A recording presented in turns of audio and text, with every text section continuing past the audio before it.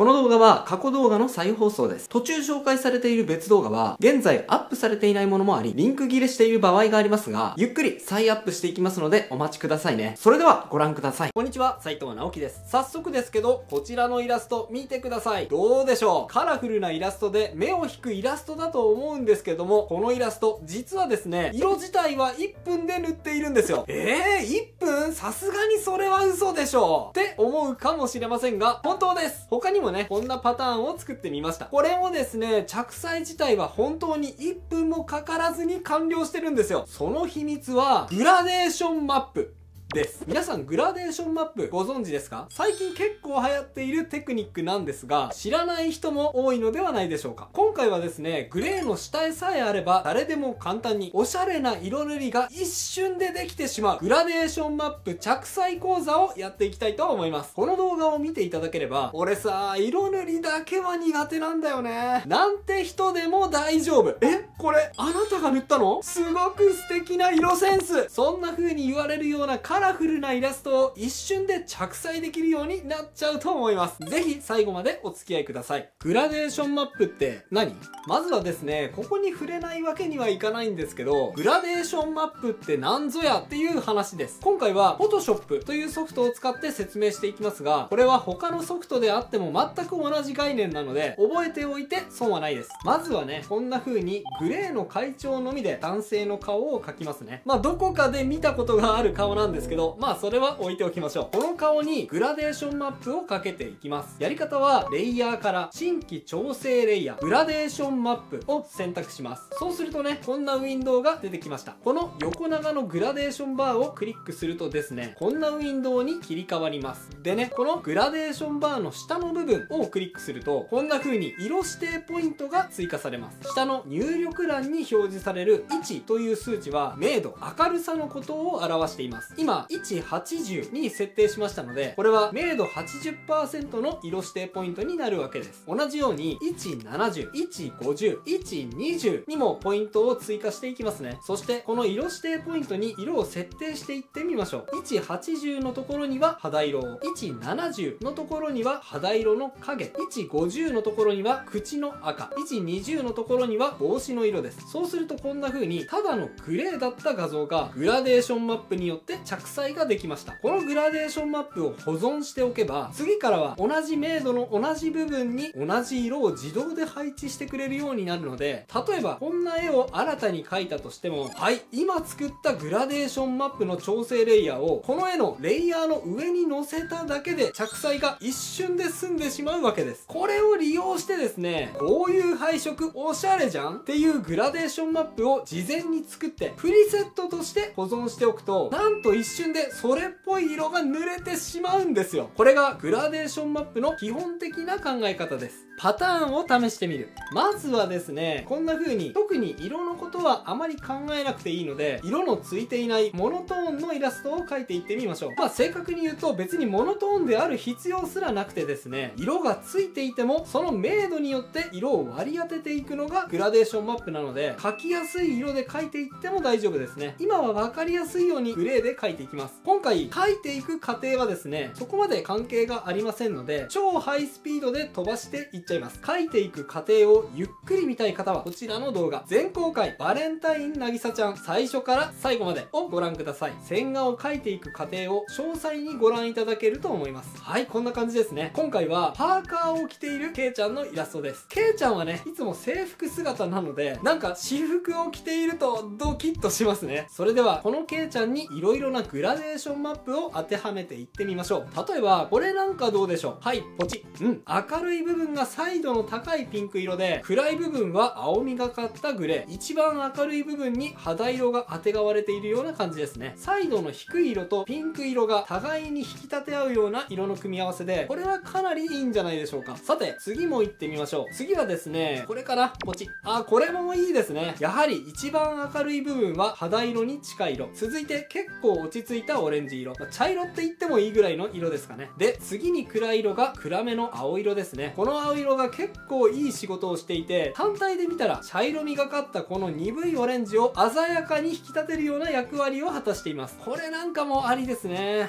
一応ここでついでに解説するんですけど、グラデーションマップって明度によって色を自動で割り当てるので、グレーの濃さが少し暗かったり逆に明るかったりすると思ったような色にならない場合もあります。そんな時にはこの色指定ポイントを左右に動かすことによって色の割り当てを調整することができます。例えばもうちょっと明るい色にしたいなっていう時にはポイントを左にずらして明るい領域を広げてあげれば明るいトーンの色幅が増えますし、逆にポイントを右にずらして暗いトーンを広く取れば全体的に暗いトーンの色に調整できます。さらにグラデーションの滑らかさも調整することができます。色指定ポイントをクリックすると両脇に白いひし形が表示されますが、これを左右に動かしてみてください。そうするとほらこんな風にグラデーションの幅を変えることができちゃいます。これによって肌色はもうちょっと濃くしたいな、薄くしたいななんていうピンポイントの調整もできちゃうんですね。これがあるだけでも表現の幅グッと広がるでしょ。で最後にこれかな、ポチッ。これはいいですね。青と黄色のシンプルなグラデーションですが、グラデーションマップの面白いところはですね、グラデーションバーの青い部分に注目してください。普通は右に行くにつれて明るい色、左に行くにつれて暗い色という色指定になるのが自然なんですが、ここだけ明度が反転してますよね。若干明るい青色が指定されています。普通だったらこんな風に暗い青にするのが自然ですが、ここを無理やり持ち上げて明るい色にすることで、その部分だけ階調が反転したような不思議な質感を絵に含ませることもできちゃいます。こういう楽しいハプニングが起きるのもグラデーションマップの魅力ですね。さあ3パターン試してみましたがどうです？今試した3パターンの絵並べてみましょう。ほらもうこれだけでなんかおしゃれな色になっちゃうでしょ。時と場合によってはもうこのままでも全然使えちゃうと思います。ちなみに今使用したグラデーションマップのプリセットは僕のピクシブファンボックスから無料でダウンロードできるようにしておきます。こちらからダウンロードしつつ自分の絵に当てはめてみてください。とっても楽しい体験ができると思いますよ。組み合わせて使う。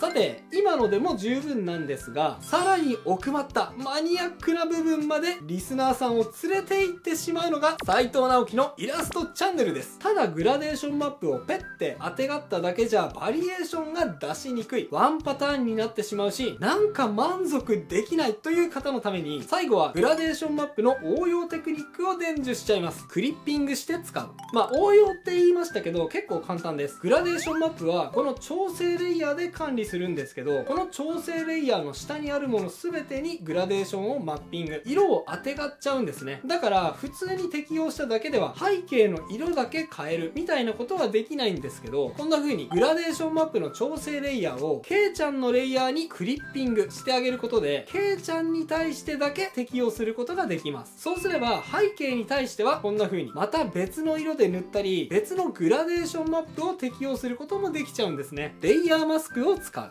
それとケイちゃんに対しても複数のグラデーションマップを部分的に適用することもできますね。例えばさっき紹介した3つのグラデーションマップ、これを部分的に組み合わせて使ってみましょう。まずはベースになるのがこのピンク色のパターンにしましょうか。はい、適用しました。ただ髪色はこのままでパーカーの色をちょっと変えてみたいなと思ったら、さっきの手順で上に別のグラデーションマップを用意して適用します。そしたらこのボタンを押してレイヤーマスクを作りましょう。レイヤーマスクに対して黒で描いていった部分はこのように非表示にできますので、パーカー以外の部分を選択して黒で塗りつぶせばパーカーの部分のみにこのグラデーションマップを適用できるわけです。はい、そしたらですね、3つ目のグラデーションマップを追加してみましょう。同じくレイヤーマスクを追加して、こちらは一旦全てを黒く塗りつぶして全部非表示にします。そしたら白色を選択してこんな風に筆跡のあるブラシなどでレイヤーマスクに白で描画していけば、ほらほらね、こんな風にここだけまた違っ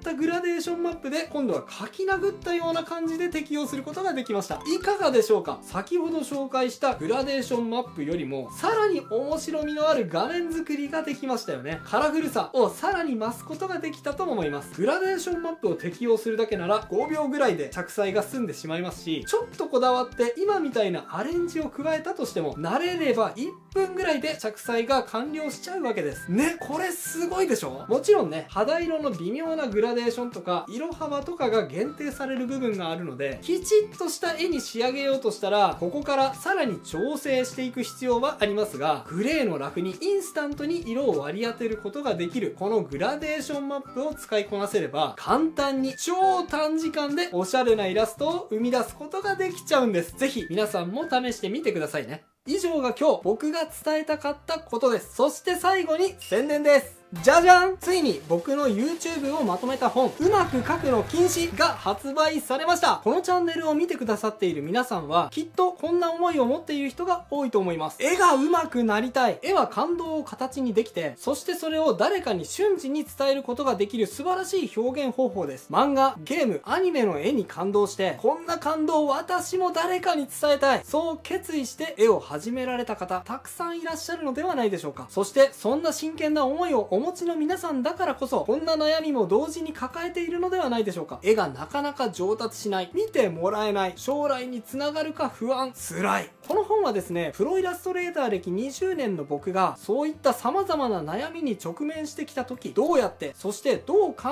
えてその問題を乗り越えてきたのか、それを悩み別に分類して、図説付きで解説した本です。そして現在230本を超えている僕の動画の中から、こんな悩みを持った時には、この動画を見てくださいってね、直接動画にアクセスすることができる QR コードがついていることも、この本のおすすめポイントの一つです。この本を読んでいただければ、きっとあなたが直面している絵を描く上での悩みを軽減、解決するためのきっかけにしていただけて、うおー、絵を描くのが楽しい、そんなモチベーションアップの手助けになれると思います。この本を手にしてくださる方に、思いを形にする喜びを手にしていただくこと、それが僕の願いです。全国の書店さんで、または動画の概要欄に Amazon の URL を貼っておきましたので、そちらからチェックしていただければ嬉しいです。ぜひお手に取っていただき、あなたの日々のお絵描きライフにお役立てください。それではまた次回の動画でお会いしましょう。